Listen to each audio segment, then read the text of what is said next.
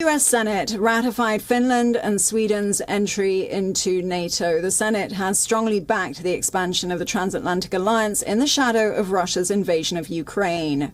Well, Susan is still with us on this broadcast. Susan Teherani reporting live from New York. Susan, tell us a little bit more about the statement and what have the responses of other Republicans been on it?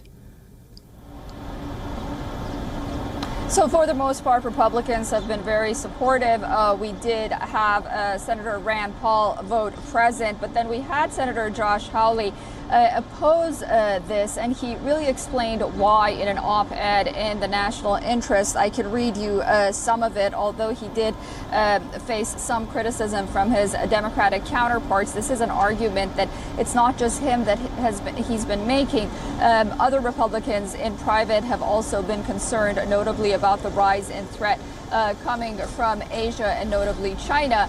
And he said, to be clear, America shouldn't abandon NATO. It's time for European allies to do more. You know, the argument that perhaps Europe should do more in its part to aid NATO. He said all the way back in 2006, NATO member states pledged to spend at least 2% of their GDP on national defense. It should be higher.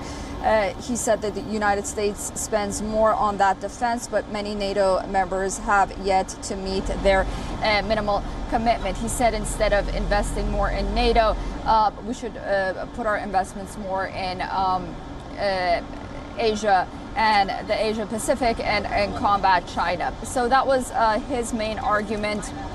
But ultimately, for Finland and Sweden to join NATO, it would be all NATO member states who would have to agree. And Senator Hawley's opposition was widely symbolic here in the United States.